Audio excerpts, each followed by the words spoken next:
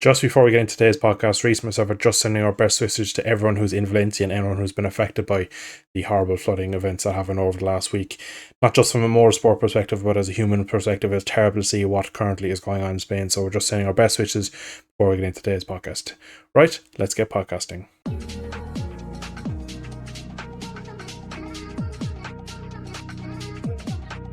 Welcome to the Motogp Xtra podcast. So the last and the final flyweight of the season brings us to Sepang for the penultimate round of the season, which looked like for a couple of days that could be even the last one. But of course, we have now announcement that we're going to Barcelona. We'll touch on that later. We'll jump straight into Moto 3. Of course, championship is wrapped up every week. We keep saying it's the same winner. We're going to leave Alonso to the last because we don't want to I feel like I talk about him way too much. But someone that we've mentioned previously, last couple of podcasts, the kind of narrative has shifted to Holgado. Trying to rack up this second place in championship, and at this rate he's going to lose a third in championship because he's had another crash this week, Rhys. His closest rivals were top 5. He's losing big points. He's really throwing away this second. He should be nailed on to be second in the world, and at this rate I genuinely think he'll be fourth behind Artola and Vire, even though there's a bit of a points gap. But I just feel at the moment he's in such a not a bad run, but he just keeps losing points, and the guys around him are really pulling him back in. It'd be such a shame for him because, like we said, take out Alonso. He's been probably a decent rider, one of 3 good riders of the year. So I feel like it's probably going to be a shame if you lose it. What did you make of his crash stage? Do you reckon it was his fault? Couldn't really blame it on the rider in front when it's kind of one of those corners. There was multiple lines. I think he was lucky to escape injury. But yeah, what do you make of Holgado's Sepang weekend? Yeah, it's unfortunate. Didn't really go the way he anticipated. Obviously, usually when you talk about a Holgado off weekend, it's just lack of pace. He actually isn't a crasher. I can't really recall the last time he crashed out of a race, if I'm honest. I mean, probably wasn't that long ago, but I can't. Sepang 24. Wow, okay, yeah, before that. Before Sepang, of course. Yeah, fully on him. He just completely misjudged it, went straight into the back of Ortola. Yes, he was on a different line, and as we saw all weekend, there's different lines to that corner. But when you're the rider behind and you can see the line that the rider in front is on, there's pretty much no reason to hit into the side of them because you can see from very early on what's happening. Just adjust your line, slow down a bit, don't hit him.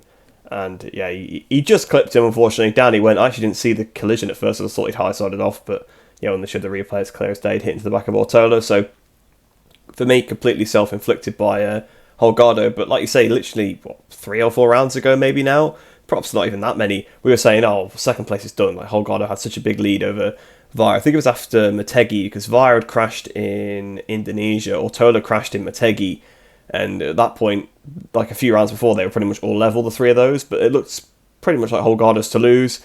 Then he had a decent weekend at Phillip Island, I think. Obviously then because of course both Ortola and Vire crashed there too, so really was looking like it was his position to lose. But the last 2 rounds, he was nowhere.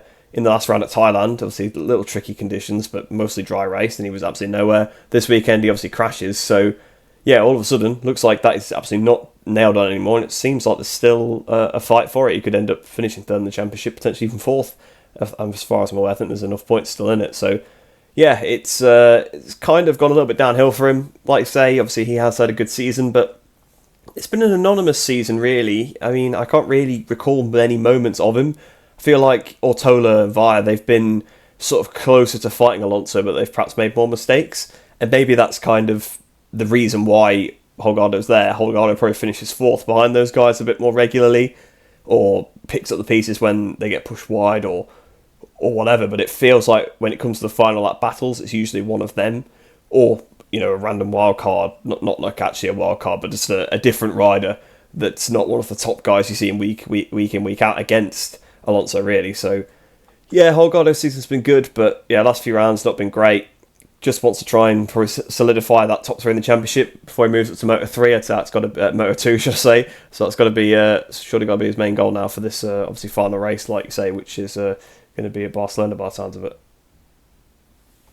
Yeah, so the points at the moment, the Holgado and Vire are both tied on 236. Our total is on 217, so he is 19 points back. So realistically, you need a no score from Holgado and second or better for Artola to get ahead. Could very well happen. Holgado. So probably, yeah, it could happen. It could happen, but it's probably unlikely. So it's going to be single race shooter for second in the world between what I would imagine Holgado and Vire. But the way Holgato's going to the moment, I'd probably edge my bets on Colin Vire. Now, unusual sight in Moto 3, and especially unusual sight seeing Honda engines fail.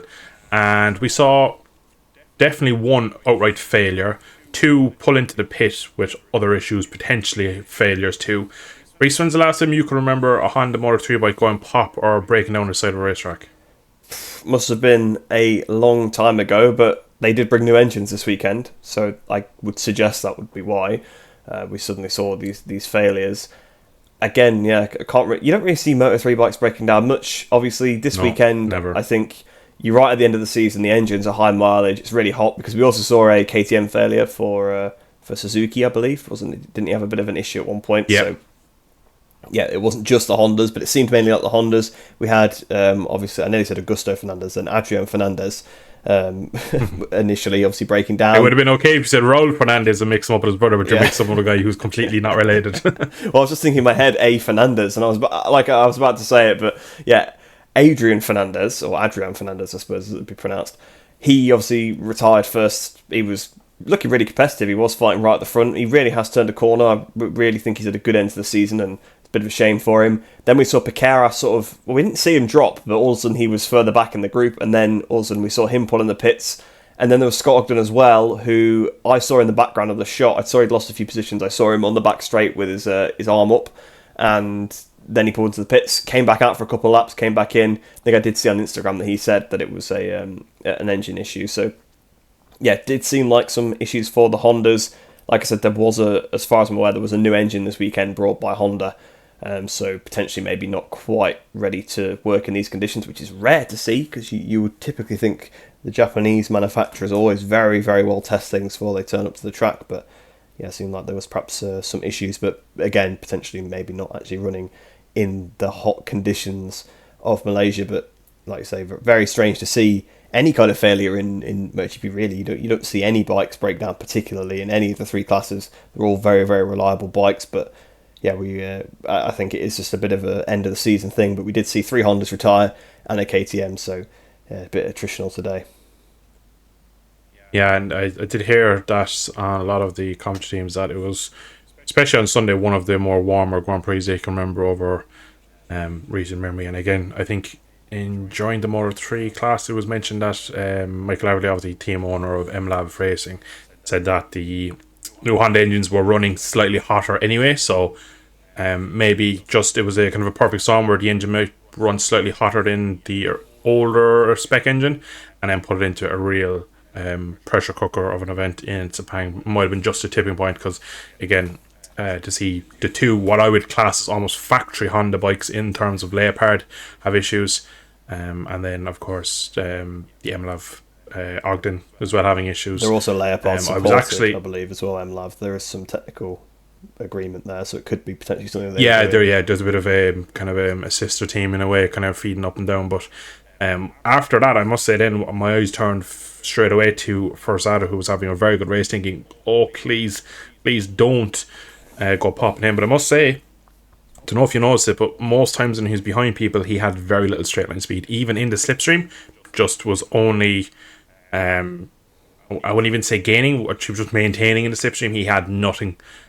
He was very, very good at the middle sectors. We'll kind of touch again on Forzado towards the end of the Moto 3 segment, but I just noticed to him that even though his engine didn't fail or he didn't have a retirement, it did look like that his bike was down slightly on power. So maybe this new Honda engine just struggling with the temperatures in Sepang. Now, for the first time in a long time, since the long laps and the different rules that have come in, we got a ride-through penalty today in Moto 3 for Munoz. Now, Rhys, do you want to take you through exactly how he managed to get himself a ride-through?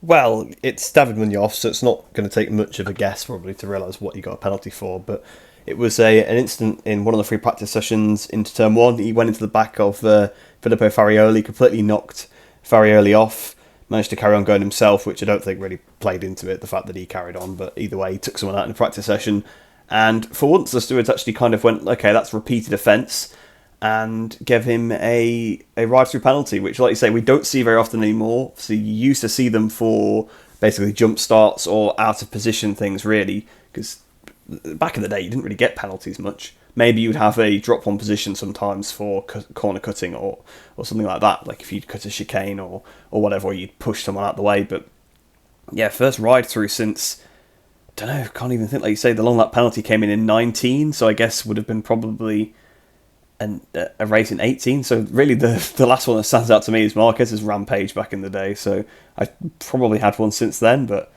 yeah, it has been a long while. There was, actually, I think there were a few ride-through penalties in 19, actually, because I don't think they'd brought in the double non-lap for a ride-through at that point, so yeah, I think there was some controversy about jump starts, but like you say, it's been a long, long time. And to be honest, he deserved it because it was pretty bad. If you've not seen the incident, I'm sure you could go and find the video of it somewhere. It was pretty blatant. He just completely rammed into the back of him and knocked him off. Like we said, Munoz quick, but he's done lots of silly things. I mean, remember the two Mazzanos where he did the same crash back-to-back in the race? Like at turn one, ran into the back of somebody else. Obviously, he knocked off Rueda the first time, so he got a penalty. Second time, it was only himself, so he didn't get a penalty, although I imagine they probably still factored that in. You know, he had conduct warnings in FP1 with Adrian Fernandez back in Phillip Island. You know, he gets into these little incidents. I think Catalonia last year kind of stands out when he just tried to ride through on shoe. And yeah, it is a long, long line of incidents. And I'm glad to see that they are sort of finally doing that. It'd be interesting to see if he learns from this, because I would imagine if he does it again after this, it'd probably be like a race ban kind of thing would be the next penalty, or a pit lane start, or well, I suppose pit lane start's not as bad as a ride through. So yeah, I guess the next one up would be obviously a race ban, but you know, it's the stewards, so they could very well go, oh, it's single long lap penalty again, looping all the way around. So yeah, we'll have to see, but hopefully it has made David think a little bit, because again, clinically fast and just a bit silly sometimes. Yeah, and we are obviously going to. Looks like Barcelona is pretty much confirmed for the final race season. So we wonder, will he put a similar move into the final corner? We don't actually know exactly when that round's going to happen. We believe 2 or 3 weeks is still up in the air at the time of this podcast. We just kind of know that it is going to be Barcelona, but don't have an exact time. Now we're going to quickly talk about Alonso. I don't want to spend too long on him because, to be honest, I don't want to just keep repeating ourselves. Rhys, he got actually quite caught up to me. To be fair, his ride today was probably extra special for me because now, again, being in Sepang, and usually just on a normal race weekend, even if it's in Silverstone or Barcelona or Mugello, I don't see all of the practice sessions for all 3 classes because there's too much going on. I can't keep everything. So apparently he was not having the greatest of weekends up until the race, and he didn't seem to have great pace outside the top 10, apparently 2 sessions throughout Friday, Saturday. So coming into the race, he didn't look like he was as ultra strong Alonso that we've seen over the last 5 race wins he's had in succession, but then gets caught up with Holgado's high side. He gets caught in the outsides, drop back to P11 and still wins. So yeah, pretty much makes it hard for us again to kind of talk about him because he just has done it again. He was really good on the brakes. I just felt against Forsato, he was just brilliant on the brakes. That's where I really noticed that he was backing a Moto3 bike in. And again, no, the Pirelli tyres are a softer construction than the Dunlops of old, but I just felt like backing in a Moto3 bike, that's a bit silly. Like that's like, again, I'm running out of words. I don't know what to say about him. That's just an unbelievable set of skill sets they have. So, and the fact he's already kind of backing the bike in, it's kind of given me some sort of hope that next year when he jumps onto the Moto2 bike, maybe with the Pirelli's not as much anymore, that they don't really back him in as much. You think what Oigoro used to on the Dunlops with the kind of drifting the rear in. So maybe he's already set up well for it, but yeah, what else can we say about this young Colombian rider? Yeah, you do run out of things. Obviously, 2 more records were sort of either broken or equal today, I believe. So what was it? Is it 13 wins now in a season, I think? Correct. Yeah, so he's the first rider to ever win 13, obviously breaking his own record that he set the last time out. I think it's the first rider to win 6 in a row since like Rossi in like 97 as well.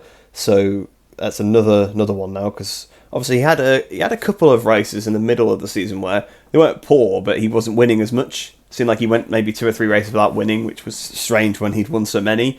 But then he's just absolutely dominated this like last third of the season, 6 wins in a row. It's absolutely ridiculous. With all the pressure of the championship as well, although I suppose he was so far in front there wasn't much pressure on his shoulders. He kind of just had to bring it home, and he obviously went for the win. Of course, like you say, he got caught up in the incident, didn't have the pace all weekend, but he still finds himself there, just in the right spot. Obviously had an advantage over Forsato in terms of braking, but not even necessarily was it that he had to pass him. He just kind of kept in front of him. He got into the lead. Forsato wasn't really able to pass him. Again, like you said, Forasato's bike looked quite slow on the straights, so there was that. I think the KTM is just better on the brakes than the Honda as well, so does play against him, but again, it's just peerless. It's a bit like Mark 19 a little bit in terms of that it's a different person he battles for the win every week, but he seems to manage to always bring it home against them. And actually, to be fair, Mark didn't on a lot of occasions that season. He lost sort of the last lap scraps, but it's the same kind of vibe where it's like, that guy's really good, doesn't matter who's having a good weekend, they've got to try and beat him, and yeah, often they fail to do so. And like you say, there's not much more to say about the guy. Really looking forward to seeing him on a Moto 2 bike next season. I think he will be one of those guys, a bit like Ralph Fernandez, I think, that jumps in straight away and is really, really good. Even Acosta as well was really, really good in his first season. I hope that maybe he has got someone in his ear telling him, because that was the mistake Acosta made, where he expected immediately to fight for the championship, where it didn't quite come. He started crashing and didn't quite work in that first season. Hopefully someone does tell him. Aspar obviously kind of have the proof in the pudding that took Jake Dixon a few years to sort of click and start fighting for wins and championship. Well, yeah, I guess championship's just about. Guevara obviously finally seems to be getting there after 2 seasons, so that they know that it's nice. Takes riders a little bit of time to sort of get into the groove and start performing well. So hopefully they'll put their arm around Alonso, sort of give him that. Hopefully he doesn't get too confident, but he doesn't strike me as overly cocky or anything like that. So yeah, I'm sure he'll get on fine. But once again, was just an amazing performance. Yeah, completely agree. The only thing that I can kind of note of his whole season is the baby goat title they've given him. It just absolutely wrecks my head. The whole marketing thing, I understand it, but just, I know he's beaten Rossi's record, so I can see the connection. He's bitter that Rossi's record's gone. It's just, you just don't need to be putting that much pressure on such a young guy, because like, there's no question he has the talent, but you just don't need putting baby goat. I just think it's a bit foolish. But we're going to move on and finish with the Japanese rider above the Honda. That was for Sato. I thought he's been very impressive over the last while, and small bit of me wanted to see him get the win. I just feel like he's just missing that last bit for the win. But I really feel like he's building, and I hope next year he can kind of keep this form, and I hope next year Honda is a bit closer, because you just, again, every time in Moto3, if there's a guy on a Honda and he's a bit kind of misfiery and left, right, down, indifferent in some races, you just think to yourself, is that the Honda? Is it the rider? Is it this? Is it that? You're just questioning the equipment. So I'm just starting to wonder if he was obviously on a KTM, what he'd be able to do. And we'll never see that, because it's very rare you will see a Japanese rider in the lower class ever basically leave the Honda wing. It's going to be one of those things where they're nearly contracted. You saw even for Iagora to leave the Honda team age in Moto 2 to go to MT Hemis this year, and then end up going to Aprilia. That's just huge for a Japanese rider who came up through the Honda ranks. So what do you think of first out of season, and for next year, do you reckon he can do something different? Well, to be honest, it's given me very similar vibes to the end of his season last year. We started seeing him sort of performing there and thereabouts, and then as the season started this year, he wasn't really there, and again has only really turned up in this latter half of the season. He had some good races in the first half of the season. I remember Aston, he was fighting up there. I think he got pushed out a bit, like really, really far. He was quite unlucky. Did he get caught up in something at Sachsenring as well? Like, he probably has been there a little bit more than last year, but not quite taken the step I expect. But I don't know, that Honda Team Asia team in Moto3 is never been that good. Like, it's never really had... Now, to be fair, I don't think it's had amazing riders a lot of the time. But it's never really performed that well. So I suppose aside from 2020 with Agora, really was the only time it's kind of done anything. If you look at Boisserie, for example, he's basically propping up the timesheets every weekend. So it's only ever one bike that's anywhere near the front and there occasionally. But also for Asato, sometimes back there outside the points as well. So yeah, it is quite hit and miss. Like you say, maybe it's down to the Honda. But, the Leia Park boys are pretty much always there. I know we kind of exempt them a little bit from it, but obviously they won the championship last year with Masia. They're pretty much there week in, week out with either Fernandez or Piqueras, really. The start of the season was a little bit rough, but again, I think it took those riders a little bit of time to find their stride.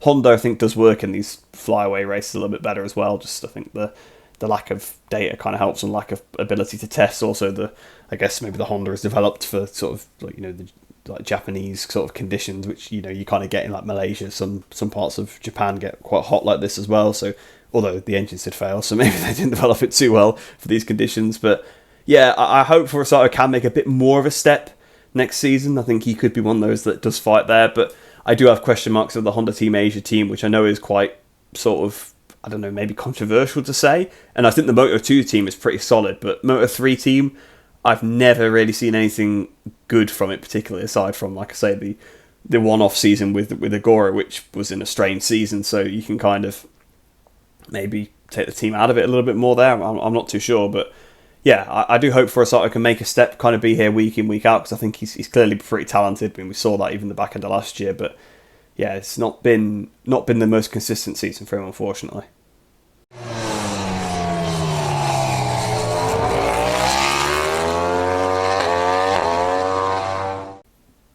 So in Moto2, we had a stand-in rider in Jorge Navarro, and not only did he show very well his abilities on a Moto2 bike, he put it on pole. We had a 1-2 for the OnlyFans American racing team, which is probably the first time in their probably history they've had a 1-2 in the class. I believe so. And I must say, fair play to Ramirez up there as well, because we have seen that team can be very hot and cold with one rider, and it's usually the way it is. We've rarely see that team ever get the most out of what riders. After seeing their qualifying positions, Rhys, did you expect them to just fall through the pack? Not particularly, actually, because I remember back to, I think I mentioned on the last podcast, actually, that I kind of expected a bit more from Ramirez this year, because I thought his second half of the season, after he replaced Shondell and Kelly last year, was really solid, and much better than his initial stint at American Racing, of course, when it was him and Joe Roberts. But I think the team was still finding its feet, and so was Ramirez in Moto2 and Roberts as well, so I think a lot has changed. I was really impressed with him, and I've kind of been a bit disappointed this year, because like I say, up until like last round, the only thing I remember from him all season was battling Roberts at Aragon, and then Roberts crashed trying to overtake him.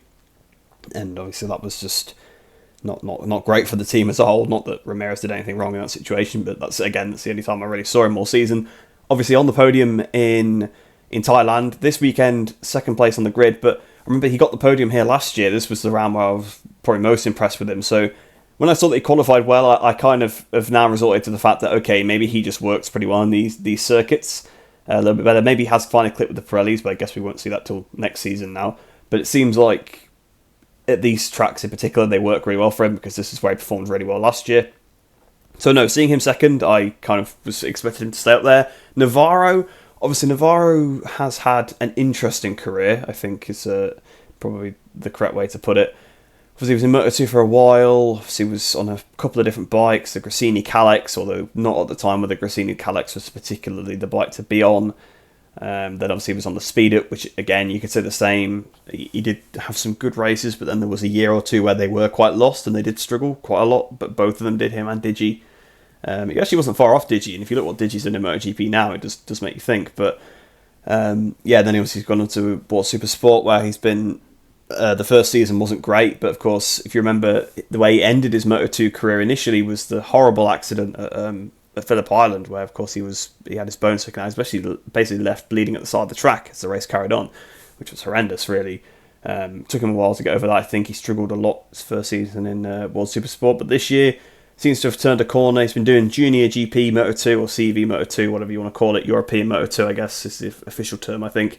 He's been pretty good there. Been doing a lot of wild cards and stand-ins for the forward team. Got a top 10 on a forward bike, which is pretty incredible in dry conditions. Obviously, I think he may have done a couple of the little stand-ins. Obviously, stood in for Roberts, then now he's injured. And yeah, he seems to be really on song now here.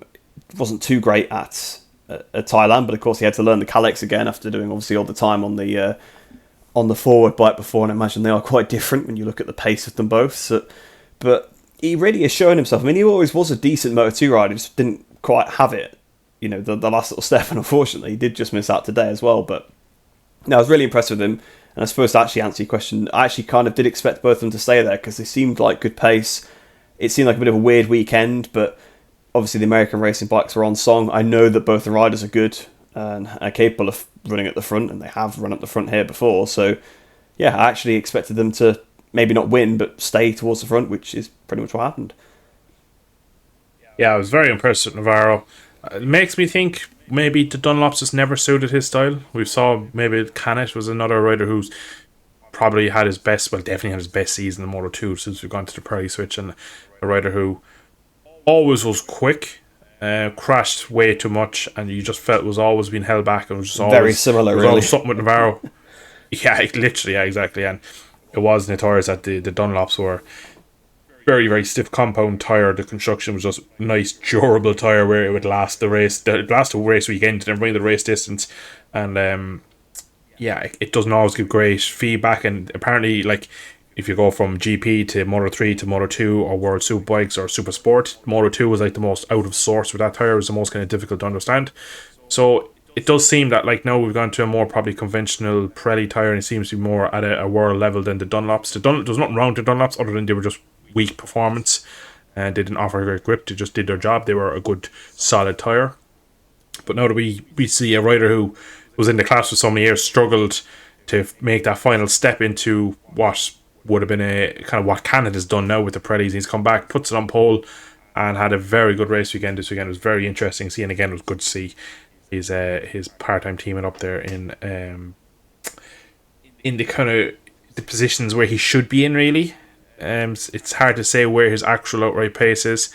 Ramirez for me is one of those riders where he could be P7 and I'm like, yeah, that's kind of where he's at. Or he could be P3 and I'm like, yeah, he could be there too. Like, you don't really know where he sits in the order of just the grid, I feel, because he is a bit of an inconsistent rider. And again, it always comes back to the team in such a tight class as Moto 2. Same ECU, same tires, same bikes, pretty much.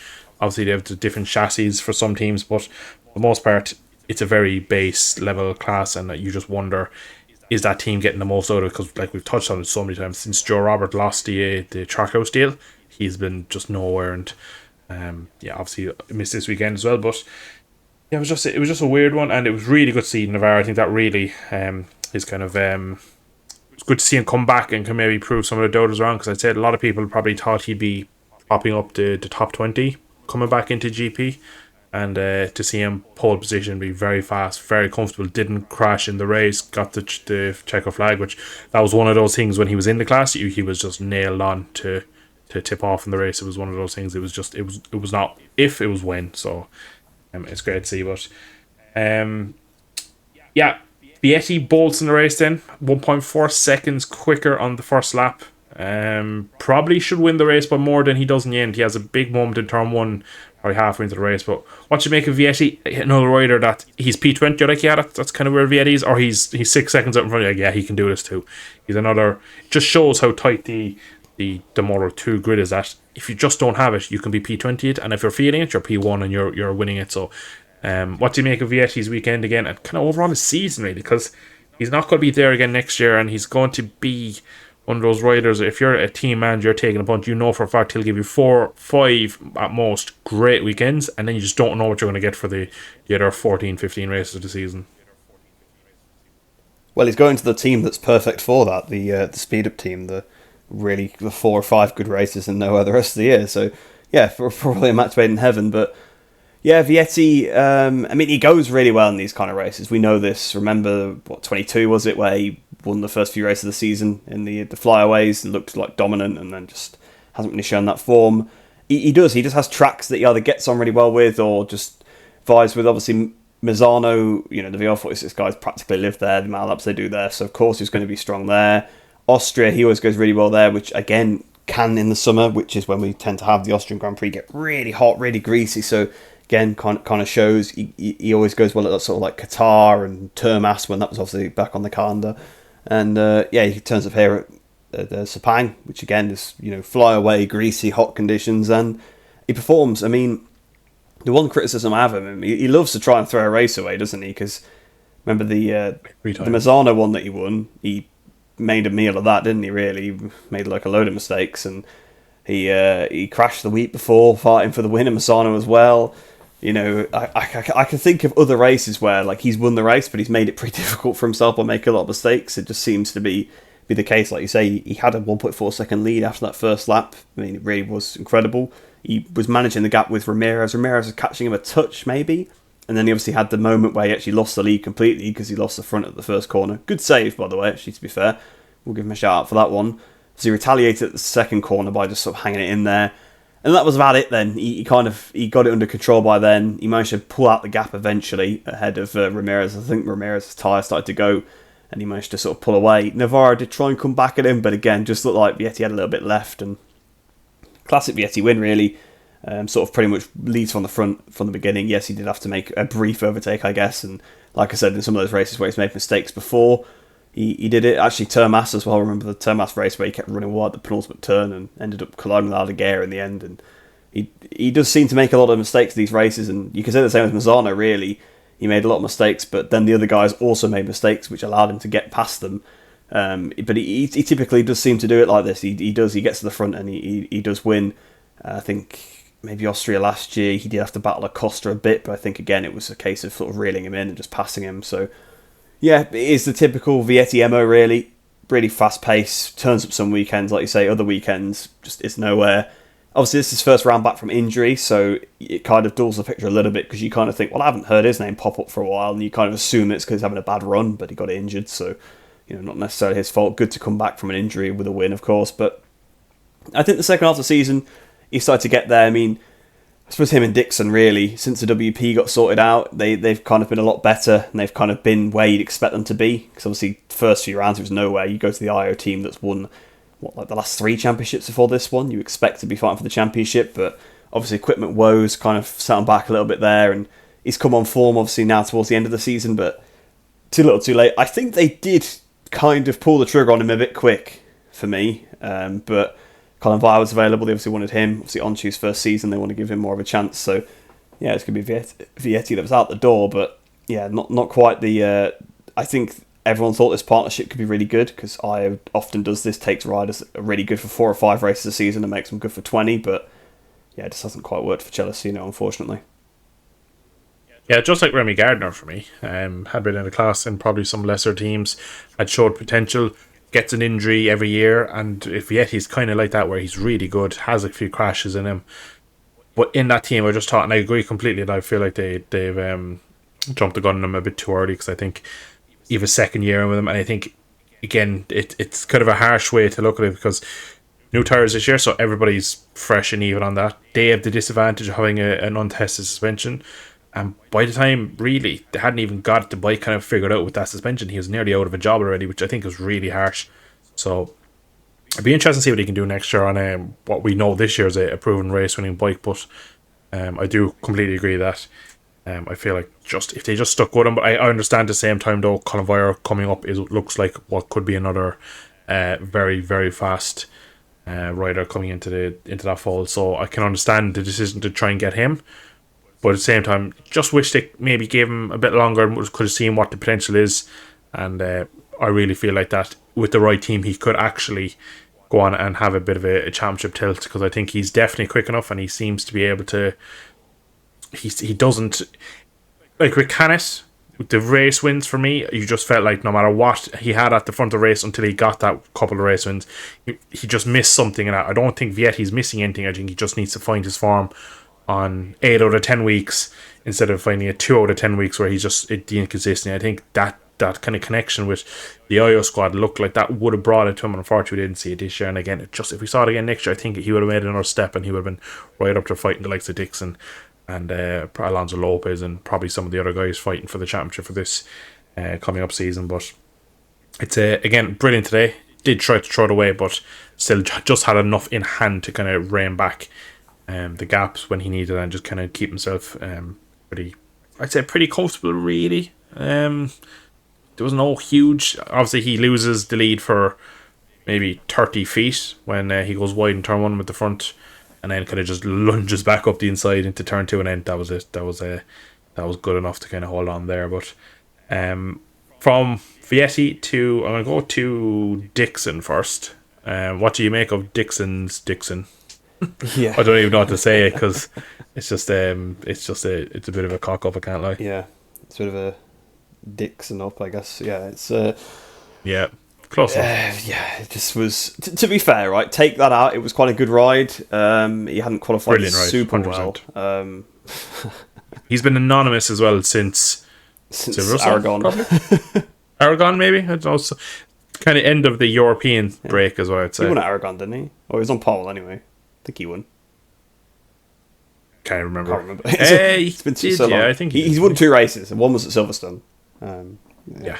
So I can't remember. To be fair, yeah, basically at that point in the season, we were both saying that he was on a really good run of form, and that he'd been like the most consistent rider since like Assen, really.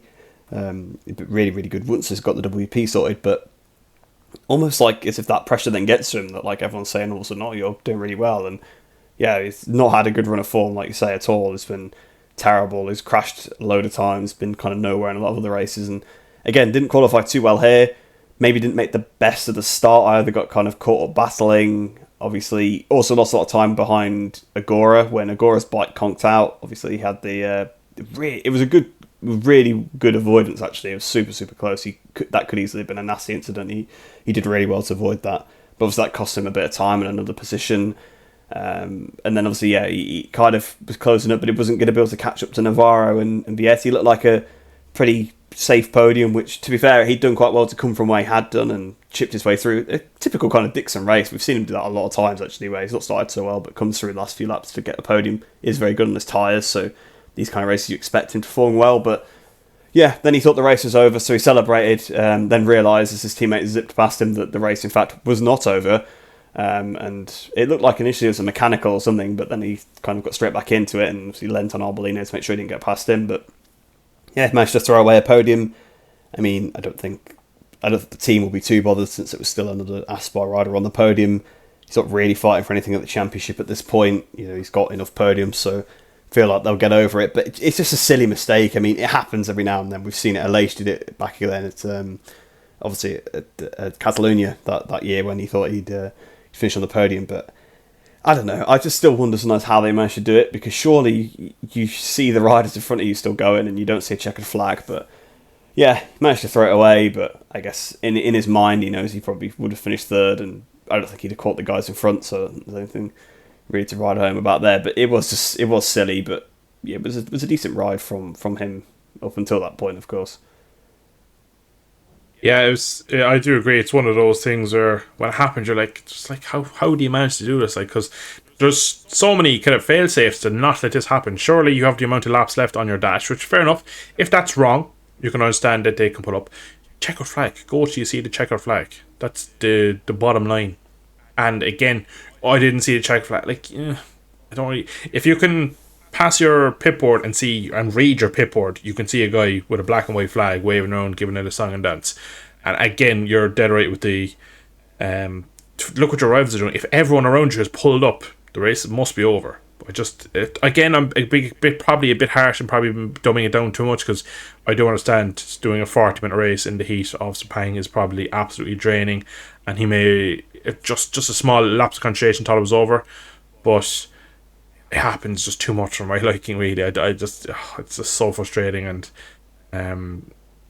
it just does make you wonder, like, how can a top level sports person who's a professional athlete make a mistake that not that they can count, because like by no means as a rider in any race going, right, I've 12 laps left, 11 laps left, but like you have plenty of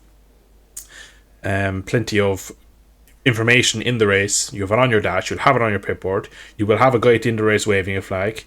I'm going to throw this back to you. It's a very American thing, very Supercross thing. Should we have a white flag in Grand Prix racing to stop this happening? White flag, 1 lap to go? No, I don't think it'll help. Because, not a fan? Well, you'll then get people seeing that and thinking it's a checkered flag and slowing up, and you'll have the same problem still. I mean, yeah, I guess, yeah, like you say, it is a very American thing. They do it in Moto America, I believe, and I know we know some people that do club racing, they do it at club level. They've told us that before. But yeah, I don't know. I guess there would be no harm, but I don't really see the need, because it just, for me, just causes more confusion. It's not really ever something they've done before, and yeah, like we say, it happens occasionally, but like the last time it happened was Aleix 2 years ago, so it doesn't happen that often. Yeah, like I can think of the amount of times it's happened, like, on my hand, like Dixon here, Aleix there. Alex Rins did it. Bruno, was it 2013, 2014? I think it was 2014. He thought he'd won the race. I think Julian Simon did it once. Like, again, when you're pulling up examples like that, it doesn't happen too often, so it's clearly not a massive issue. And like you said, there's plenty of fail safes, and it's probably easier if you can't see the rivals in front of you. But he was only about a second behind Navarro, so surely you see, well, Navarro's still going, Vietti's still going. I don't know, I always feel like I'd be cautious. And it is the easy done, because, I mean, I'm sure we've both done it in games before where we thought the race was over and it wasn't. But yeah, it just seems a bit silly, throwing away a good result. But like I said, I don't think it I don't think they'll bother too much once they've cooled down, because at the end of the day, it's like a couple of points difference. The team still get it for the team's championships. The team won't care. You're not really fighting for anything in the riders. You've finished on the podium plenty of times before. In fact, Gev Guevara's first ever podium, so probably actually the better result, really, because it gives the other rider a boost. But yeah, it's easy done, but a very avoidable mistake. You did mention there the first podium for Guevara. What have you made of his season? I feel like the last 2 or 3 months he's been building. Maybe not into a podium, but I think he's just been there. We've talked about him more. We've seen him more. And I think today he was very good. Even to be that close to his teammate, because as much as Dixon was probably one of the top 3, 4, 5 riders in the championship, you'd say, just in outright speed and knowledge and just experience at this point, he is one of the wiser riders, one of just the more complete riders, you'd say. If you were going to have a championship tilt, you'd want a rider like Dixon. So for him to be that close to him, it's taken his time for Eisen to get this speed and this kind of consistency, but slowly but surely coming. Do you reckon he could have a good third season crack at it? Yeah, I think so. I do think so. I mean, like you say, I think the last few rounds he's been quite good. He's finally starting to get there. Motogp, he was running around pretty close to Dixon for most of the race in quite tricky conditions. Wets on a slick track. It wasn't ideal. He beat Dixon in the end of that race, if I'm not mistaken. Because it's always fair to gauge against a teammate, especially when, like you say, Dixon is one of the top riders in the championship. So if you can get close to him in the same team, race winner, exactly. You're doing a better job, especially when you consider where Guevara has been the last season and a half, really, or last 2 seasons, I guess, kind of nowhere for the majority of that. I mean, I cannot think for the life of me where he finished at Thailand, but again, I think he was more towards the sharp end. I feel like he's been in the top 10 for maybe the last 3 or 4 races, which, yeah, it's kind of what you got to do in Moto2. It's tricky. I mean, we saw Canet, who's been on an absolute tear the last third of the season, be pretty much nowhere today. And well, I was going to say Igora, but he broke down, so it's not really his fault. But some of the other riders, Alonso Lopez was scrapping for 15th today, where he's won races earlier on in the season, been up there pretty much week in, week out in others. So Garcia, the previous championship leader, I mean, I know he's had an absolutely terrible second half of the season, but again, you compare them to these other riders, everybody has those off days. If you can start being consistent in the top 10, that's pretty much, it's a good base, and sort of battling towards the top 5. He obviously got the podium today. Yeah, he's been building. He's been up there in sessions more, like you say, you've started to notice him the last few rounds, so he must be doing better. It's one of those things where once you start seeing the name more, you're like, okay, yeah, he's finding an improvement. And of course, he's leaving the Aspar fold at the end of the year. I feel like it actually would have probably been good for him to stay another year now that he's building with them, but moving to supposedly the Yamaha team, the Yamaha Master Camp team, but apparently that's having a lot of new personnel, so maybe the question mark about that team will finally disappear. But he'll have a good teammate alongside him. I think it's Arbolino, supposedly, so be again another very experienced teammate to learn off of, obviously, like he has been with Jake. And yeah, I think he can make a good step next year, because it does seem like he's finally clicking with the Moto2 bike, because he's now performing at a decent level regularly. It's not just a one-off. So another pre-season, another winter off, just to refine that a little bit further. Yeah, I think he could be a decent runner next year. Like we already talked towards the start of the Moto2 segment there about how Pirellis have changed the class for certain riders. He's probably another rider he's probably had to reset at the start of the season and then build up on the Pirelli understanding of the bike again, and he's coming strong. And I do agree, I would like to see him stay in Aspar, just a familiar faces. He just knows what he knows in that team. He just knows everything there. And there's something to be said about just some continuity and a bit of consistency, that year on year you just build relationships, build understanding.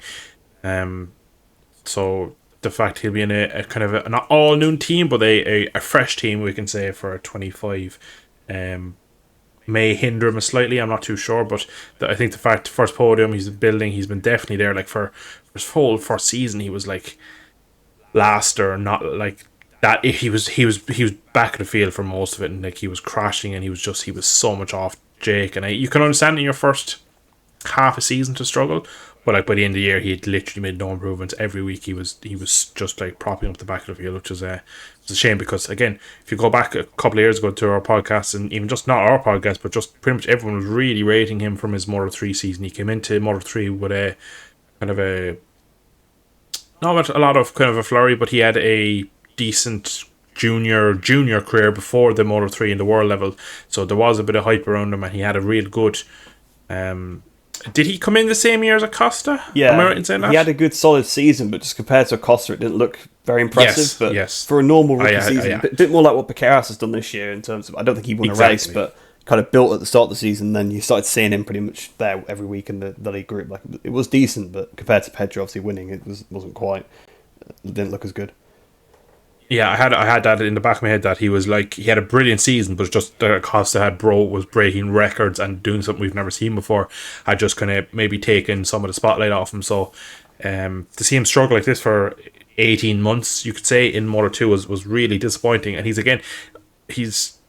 looks like a rider that should be able to go out and ride them bikes pretty well. He was a very confident rider in Moto 3, so it was weird to see him not be able to get to grips with the Moto 2 bike. But again, going Dunlop to the Pirelli tires, and again he would also have to go on the WP suspension. So he maybe if he was just, we'll say, on a Calyx with last year's suspension on the Pirellis, maybe straight away from the start of the season he is top 10 rider, and we see a much different season. So there's been a couple of stumbling blocks, but again, the fact he's leaving that team is just a bit of disappointment, because I think he still has room to grow in that team, and he could have taken the lead of that team maybe next year. But he's having a decent season. He's building, which is a big thing.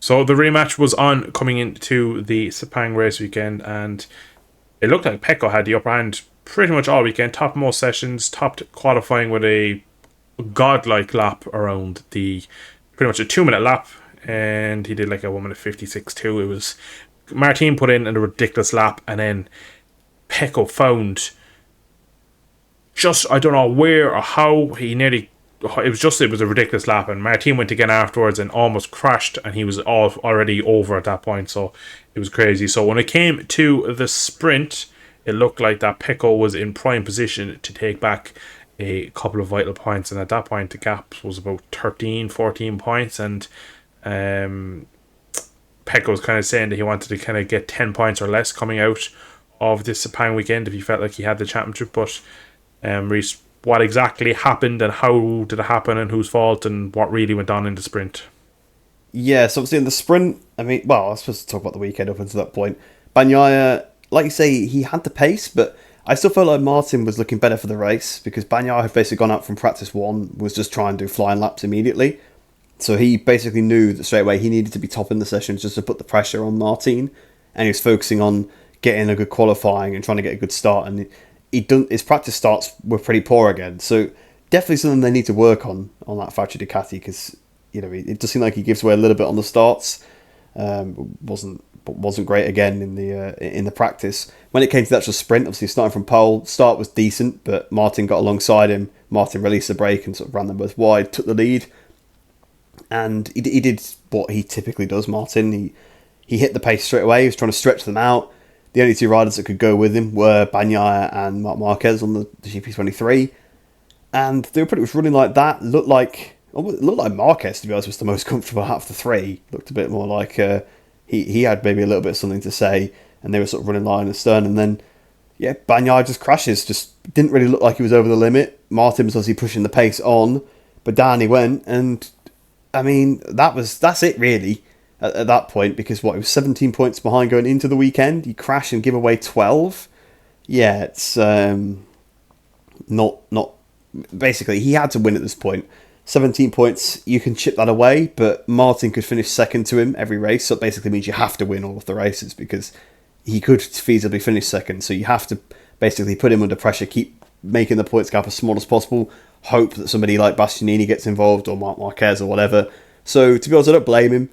He obviously touched the white line a little bit into, I think, turn 9, and just down he went. But to be honest, he had to win. He had to win. So, I mean, I know we've kind of slated him for all the mistakes he's made this year, and absolutely rightly so, and probably will continue to do so, and probably definitely will on the next podcast anyway, if he doesn't win the championship. But in this situation, he had to. It was win or bin. He couldn't really afford to finish behind Martin. So, he went down, unfortunately, but that was pretty much the only tactic he could go with. So I actually don't blame him for this one. Yeah, it was a nutting crash, really. You see the slow-mos. A lot of people thinking he touches the white line. It does look like, I think, just right on the the center of the apex is just a bit of a ripple, and he just has a small little bounce across the middle of it, and that just sets it off. And we've known that with the extra rear grip from the new rear tire that Michelin brought this year, it just overloads the front end more. So as soon as you have any weight transfer or any weight off the front or a bit of a bounce or anything, your chances of staying on are slim. So again, it happened right in the middle of the corner where you're at full lean. So I don't even think he would have had a chance to save that one. I don't even think it was one of those where like he would have had the warnings, but because of the race had to kind of try and push through. I think it would have had skipping, and that would have been his race was over. Yeah, to me the sprints are the reason why he's crashed in so many of them this year. He's crashed in so many main races too, but he's crashed so much. It's just that's the bottom line for it, and you don't win. Like I can't think of any world championship that anyone has ever won where you go, yeah, he crashed loads that year. Like there's a couple of championships that riders have won not by winning many races. You think of Hayden when he won 2 races in 2006. Mir won the one. KRJR in 2000, he wasn't a serial winner that year, and towards the end of the year Rossi was on a nice run of high points, and Kenny Roberts was kind of just making up for the lack of experience Rossi had to start the year by crashing a few times too many. And Rossi had the Bagnaia season, really. He crashed a million times, it was really quick. Yeah, exactly, that was pretty much it, and he could nearly be forgiven because first year was in the 500s and he was a rookie, and by the end of it he still nearly won it in the final race. But like, you don't like all of Marcus's titles, there was 2-3 crashes at most. Same with Rossi's, you'd say probably. I don't remember Stoner crashing. I don't remember Stoner crashing much in 2007. Lorenzo was never much of a crasher. Same in 11 for Stoner, maybe 1 or 2 mistakes. Fabio didn't crash much. I don't want to say the word lucky, but he's been fortunate. Pecco has, that he's been on the best bike for the last 2 years, because I think that has definitely played parts in his 2 title wins. Because if we go back to 22 when he beats Fabio, 91 points behind because he was crashing out of races. Last year, as a good position in the championship, we go to Barcelona, he crashes in turn 2, puts it all up and gives himself an injury, and can't really find the feeling with the bike, and is lucky in the end that Martin probably didn't handle the last quarter season the best. And then this year he's gone up against a much stronger Martin who hasn't made half as many mistakes, has been pretty bulletproof for most of the season. Again, it's such a long season now, the fact we have 160 million races, you can't make no mistakes, it's going to happen. And I think Martin has handled, when he's made mistakes, he's handled them well. Whereas last year I think he's tried nearly to take the blame off. He's always tried to look for an external fault. Last year I felt when there was an issue with him, when he crashed, or if there was something went wrong or bad race, he always was looking for something else instead of looking inwards. I think he's going to change that this year, and I think that's why he's going to win the world title. And I think for me it's done now. I don't see I don't see Martin make a mistake. There's kind of talks of bigging up that Martin wasn't super strong in Barcelona when we went, and of course Pecco was ridiculously quick there, but like it's just still, I don't see how you're making 24 points back. Like that just takes 2 top 5s will do him, won't they? Really, that's the thing at this point. Yeah, he doesn't have to even really be that near him. And like you're on a GP24, you pretty much guarantee the top 5 unless you're Morbidelli. So it's kind of the same situation we had in 22 when we went to Valencia, whereas like Ducati have enough manpower just to kind of like, there's no way that Pecco in 22 was never finishing so far out of the points, and Fabio could make the difference. It's kind of the same thing with Martin. His bike is so good that even if he rides tight and rides rough, like at worst he's going to be like a top 6. And I wouldn't put it past Pecco making another mistake, because Pecco from free practice on Friday morning when we get there, he's just going to be like, right, I'm going to have the perfect weekend. He's going to risk everything because he's going to have to be on pole, he's going to have to win the sprint, and he's going to have to hope for some luck behind. But there's been championships before where you say maybe something could happen in the final race, but I just don't see this one, just because the gap is so much, and Martin's been so good all year. Like, when's the last time he finished like 6th? Has he finished 6th at all? Like everyone, I'd say like most of his race, his results in the races are probably first, second, third, or a DNF. I don't think there's been any race where he's really not had the pace or hasn't found the right setting. I think that 24 bike is just so good that he's either podium or in the gravel, and for most of the season he had a lot of second places. Like, we need to remember when Peck was winning, Martin was really limiting the damage so much, because like people keep banging on that Peck was won so much, but Martin was just behind him in all them races. It wasn't like Martin was down in 8th or 9th and crashing on the races often. So like this championship could be wrapped up a long time ago for Martin if there was certain events kind of played out differently. If you think of the Mizano one, that was one big mistake where he dives into the pits. You're at 20 points there. If you kind of throw that back onto the kit he'd have at the moment, just even a 20 or 16, you're talking, then he's up at 40 and the championship's already done. So yeah, it was disappointing, because you didn't want, I kind of was hoping that, I was kind of hoping really that we'd somehow see Martin maybe struggle this weekend, and we went to the last race with a handful of points, that there'd actually be a battle and there would be something they could go and have the race that they had today on Sunday, the first 3 laps, they could have that at Barcelona or wherever we went. But no, it's looking like that really. Martin just needs to show up, kind of do the business really, and just not take too much risk, and just make sure gets through to Q2 on Friday. Just kind of, he has to take his weekend at one day at a time, kind of a box ticking exercise, and just complete each step as he goes, and he should have his title and bring it to Aprilia, which is going to be something we'll talk about a lot in the final race of the season podcast. But he's been brilliant. So yeah, of course, then we jump to the Sunday's race. We had a horrible red flag in turn 2. So it was a very good start for Martin on the first launch. Almost takes out Pecco's leg, which again, I'm starting to really not like the fact they're so close when the legs are out and stuff, because we've seen broken legs. We saw Chantra only recently in, was it Thailand? Or not Thailand, Mandalika, where he had the where he got an awful wallop into his leg and he was in severe pain. So it's just, it made me scream slightly when I saw them go so close and then there was contact. And then we saw the 2 KTMs and Quartararo have a big crash. Thankfully everyone is okay, but yeah, Rhys, what did you make of the red flag start and the whole incident in turn 1 and 2? Yeah, I mean, it's hard to see exactly what happened. The replays aren't great with seeing the initial contact, but it looks like basically Miller has some sort of collision or incident that makes him crash, and then his body wipes out Quartararo, and seemingly then I think Quartararo's bike wipes out Binder. But like at first you don't see what happens. You just see there's a little bit of a crash in the pack, and then the clatterings like Quartararo, and down he goes, and then all of a sudden like you're gone then at that point, because it's such a fast first sector. You're then following Martin and Bagnaia, who are sort of going at it at that point. So you didn't see them in the replay. Again, still didn't see, but I've seen a photo that got sent. It's like Miller's head basically went into the back of like Quartararo's bike. So the fact that he's okay after that is absolutely miraculous. It's so good to see, because his head goes right to the back. His head like gets turned like 90 degrees or something like that, or his helmet at least anyway. And it looks horrible in the one still that I've seen of it. And yeah, just horrendous accident. I think he then gets do his legs then get run over by Mir? So very similar, I guess, to the old Bagnaia incident from last year, where he obviously got his legs ran over. Kind of shows how good the suits are in terms of protecting that he was able to walk away afterwards. But yeah, we got lucky today. We really did, because I mean nobody else then got collected either, and obviously got his legs run over. But again, at that corner, it's so easy because it's so tight to clip a rider or something while they're down. Obviously, the 2 KTMs were out on the spot there. Quartararo did manage to get back in the race. He looked like he was limping too. Binder looked like he was in pain. So all 3 of them seemed to have picked up some sort of injury, but nothing serious seemingly. So really, really good. But yeah, not a nice one to see, and one of those ones where you don't really want to see the replay of it, obviously, other than kind of just to see what actually the hell happened there.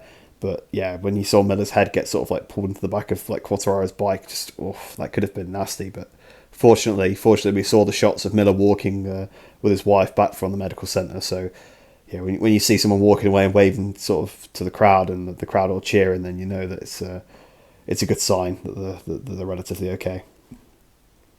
Yeah, and we had a small delay while everything kind of got settled up, and there was some medical teams down, just kind of probably doing some preliminary checks with Jack. But again, yeah, it was okay. There was pretty, I think it was even before the restart, there was footage of him up and about and with his leathers off. So just good to see, because it was the first few stills of it were not nice. So it was very good to see that Jack, Brad and Fabio were all okay after such a horrible incident. But after that, we had our second race start, and this time Pecco takes lead, and we had then what I would call the 3 best laps of the season by a quarter mile. So we had 13 overtakes for the lead in 3 laps, and then eventually it settled down where Pecco takes lead, puts a fast lap in, and then kind of controls the race. But Rhys, apparently MotoGP kind of overtake, but yeah, we had 3 laps of the best racing I've seen all season, probably in any class.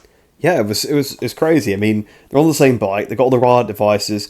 Sepang especially, you've got the issues with the tyre overheating, although they did bring very, very hard front tyres this season. Like the soft tyre was what the hard would be normally, so they were like an entire range along. So I think that did help because we didn't hear anything about tyre pressures this weekend, really, like penalties and stuff. And there was penalties here last year for it, and people dropping back. But we saw people running close for lots of the race in throughout the grid in MotoGP. So I'm glad they seem to have found a good balance with that. Whatever tyres they brought to Sepang, then that was bring those ones next year as well, please, because that seemed to work quite well. But like you say, it was such a good battle, and I just can't believe the risk that Martin was taking. Again, for me, it completely makes sense. Bagnaia has to win, so if he crashes at the end. It doesn't matter. And I suppose you could say the same for Martin. If he's making a pass on Bagnaia and he crashes and takes Bagnaia out with him, well, he's still in the championship, so it doesn't matter. But it seemed like a lot of risk to take, but it was some great battling, some close passes in places you don't see, like in the flip-flop, then down towards the last corner, trying to get the cut back on each other. And like there was a couple of laps where Martin had got a bit wide there, but got the cut back. They almost collided on the straight, and then it really was some good battling into turn 1, turn 4. They have a bit of a go into turn 9 as well, into 10. Obviously, onto the back straight as well. Martin made a good pass at the inside a couple of laps in a row, and I don't know how he managed to turn it so tight and managed to actually block Bagnaia from getting the cut back. But then Bagnaia came back up at the last corner. It was like you say, it was by far the best racing we've seen all season. I mean, aside from maybe like it's pretty much up there with like Jerez.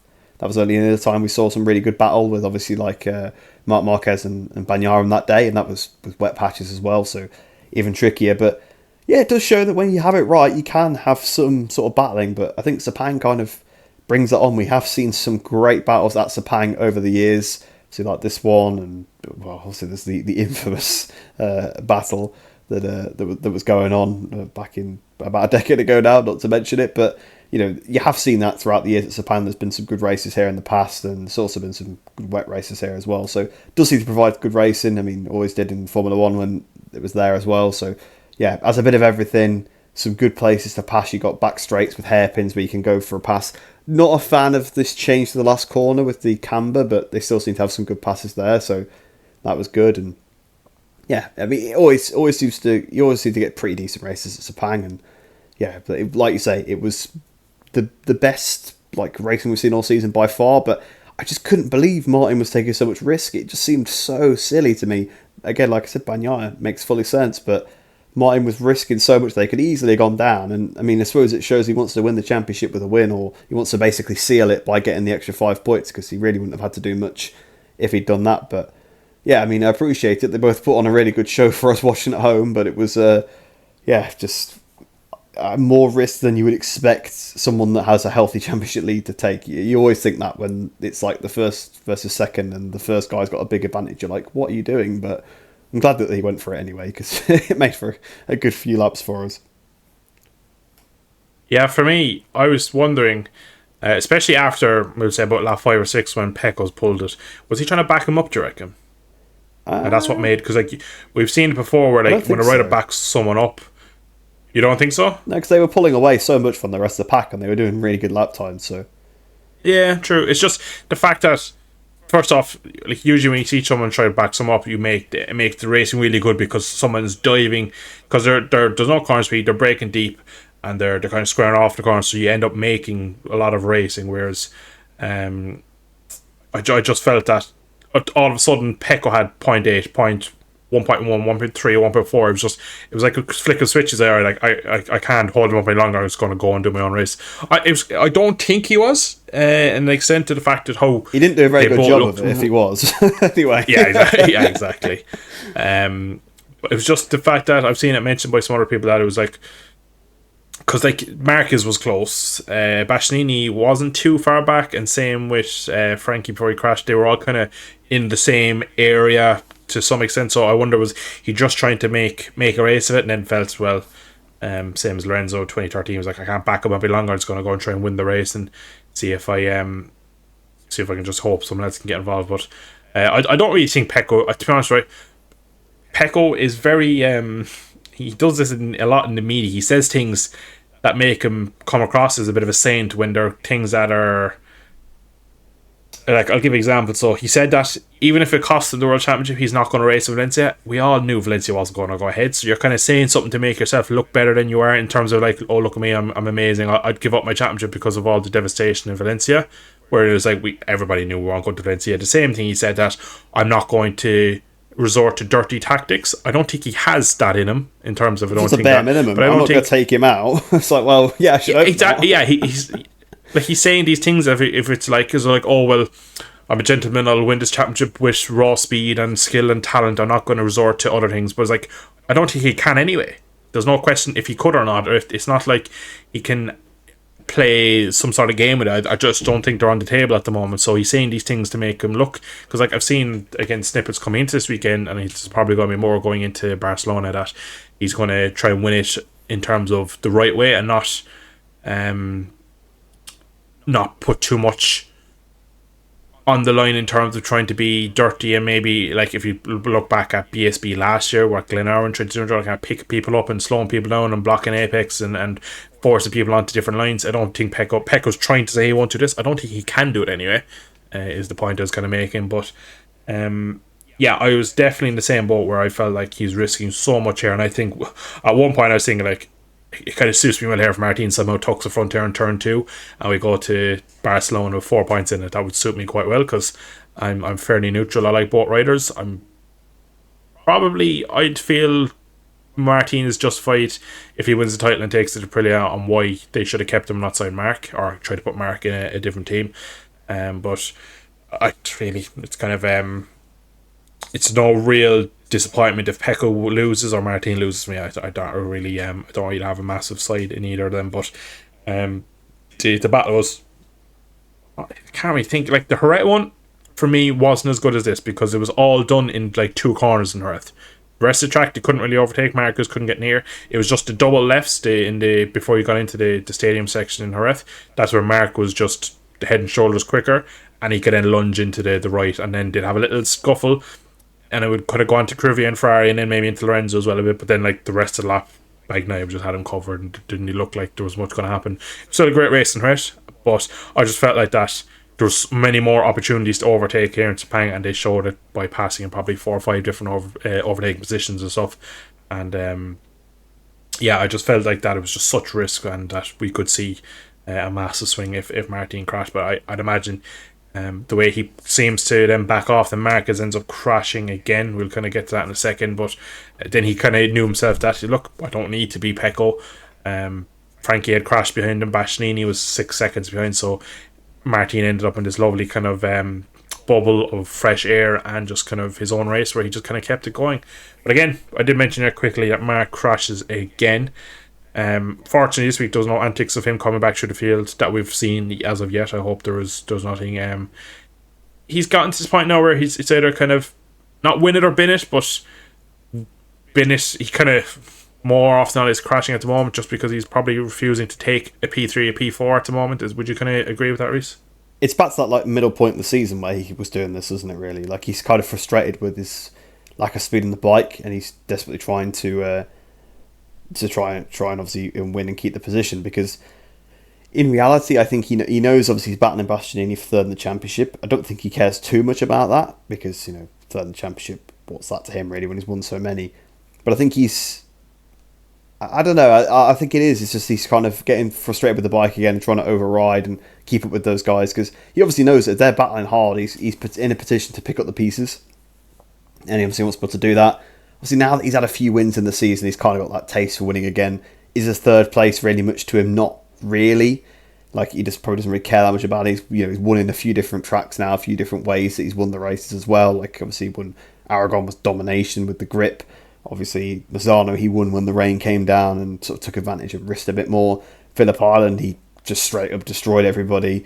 that was, I mean, it's a weird track, but it was a normal race, so he fair play, was just way better than everybody else that weekend. But yeah, I feel like he is just got back to, like, we saw this at Austria where, like, he was closing up to Bagnaia a bit and he crashed, and we saw it at Silverstone when he was trying to run with them and he crashed, and Assen where he was trying to come back through and he sort of crashed. Like that middle point of the season where he kind of was getting a bit desperate to try and win a race. I think he felt like he had all the pieces he needed, but he started like pushing too hard, and I think he's almost back to that again. I think Chang, you can kind of almost let him off a bit of Chang because he didn't really do a lot wrong for, obviously in terms of the initial crash. I don't mean the antics coming back through, but like say that one quickly. It's easy. It's easily done what he did. I mean, Martin did the same thing behind him effectively, and he stayed on because he saw Mark do it and realised it was about to happen to him. So clearly it was a bit trickier through that turn. So yeah, I don't think you can blame wet crashes too much because it can just happen to anybody really out of nowhere. But yeah, I feel like he is now at that point where he's pushing again to try and get those top positions, and he probably is trying to build up a few points to Bastianini. I know I said he doesn't care about it too much, but it's better to finish third and fourth, I guess. But I think Marquez, he just goes out every weekend trying to win the race, and that's what you want to see. And he probably does want to maybe get one over on Bagnaia before the end of the season. Just say, look, I've beat you, and come into the season next year with the advantage over him. But yeah, it's clearly you can see how much better he's doing on the bike compared to all the other GP23 guys. Yeah, there's no doubt he is still a very special talent, and we'll be blessed to see him on a full factory, all singing, all dancing GP25 for next year. Now, we're going to end up basically with the question, is the championship done? I've already probably had my piece about it, you've had your piece. Is there any feasible way that Martin loses it now? I mean, it's not out of the question that he could crash. It's happened, but there's the whole narrative about them both crashing loads. Martin this year's not been that bad for it. If you think about, he's crashed out of 2 main races. That's pretty normal for a season. He's crashed a lot in qualifying. Yeah, that's one thing I've noticed this year. He's risked more on the Saturday. That's fine. Exactly. Yeah, Marquez used to do that. I mean, it's fine to an extent. If you pick up an injury or damage to the bike, I mean, look at Bagnaia, for example. He crashed in qualifying at Le Mans and screwed his sprint race, didn't it?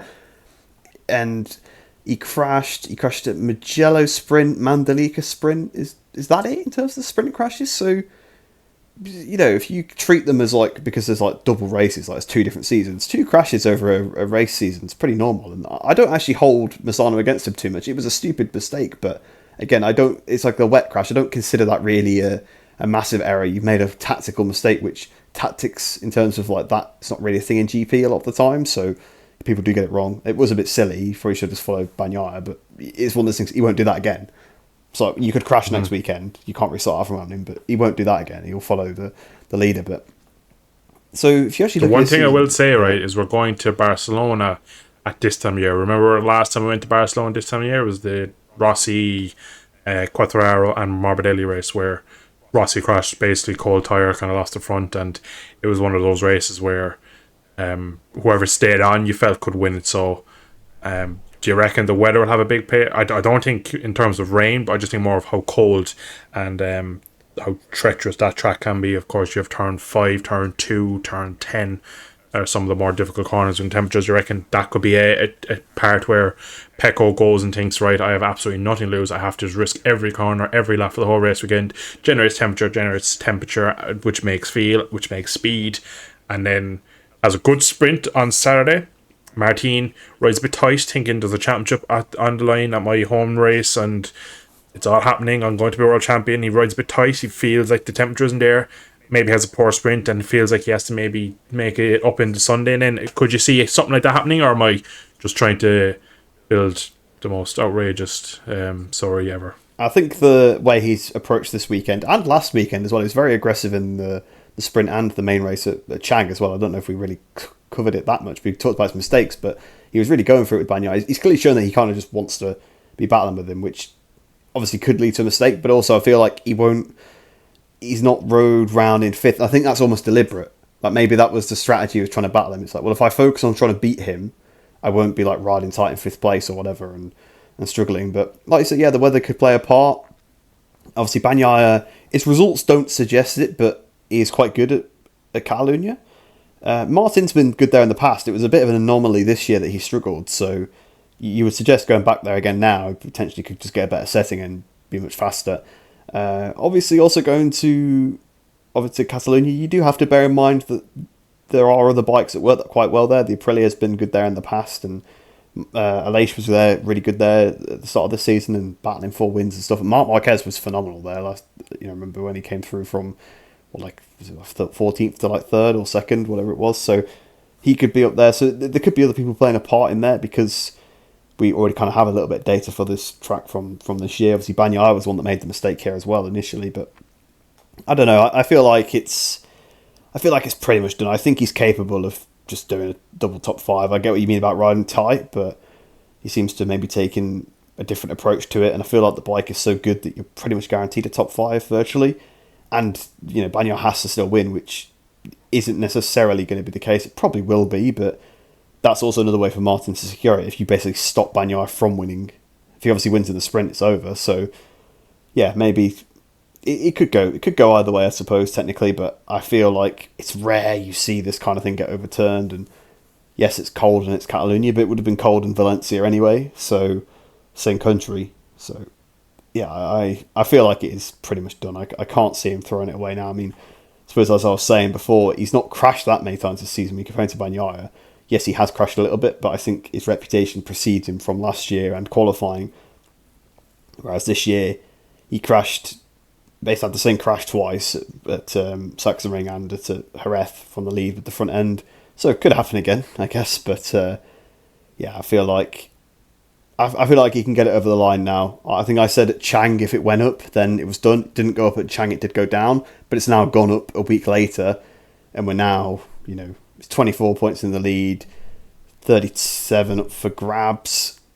Bagnaia has to maximise the weekend, and he has to have a poor weekend. If he's somewhat okay, he at least won the races, I think it should just be about enough to get over the line. Yeah, the only thing I'm trying to look for something to make of this finale in Barcelona is that the last time Martin had a bit of a points gap, I felt like in Misano and the way he tried to defend it more than tried to just focus on his race. He was too focused on the championship that day. I think that's where part of that mistake was. That. The way I look at it is that he didn't want to stay out on a damp track, hit a wet patch and go down and lose 25 points and then a 0 there. So he thought that it'd be best to maybe edge his bets, get on the safer tyre, maybe finish 6th, but still take 10 points or whatever it may be from that race. What way do you see it? I think he was desperate to win that race. It's basically what he said as well. At the time, he thought too much about the race instead of the championship. He hadn't won a race since Le Mans at that point, a Grand Prix, and I think it was getting to him at that period of the season. And I think that's the same reason why he kind of was annoyed when Bastianini bashed him out the way the week after. Yeah, he lost the points, but also he's finally going to win a Grand Prix again. So I actually think that was why he made that mistake there. So yeah, I think he could very well ride tight, but to me, he could easily have rode tight this weekend because it was a match point. And after the sprint, it was a realistic match point. You only had to finish 3rd. It's happened. It's not unreal. It's not unrealistic to assume that he would finish 3rd. So I think, to be fair, the fact he fought today did show he wasn't riding tight. Now, like you say, the last round might bring that extra bit of pressure, but he has been in the championship decider before now. He didn't win it, but he's still been there. So he will know a little bit more what to expect.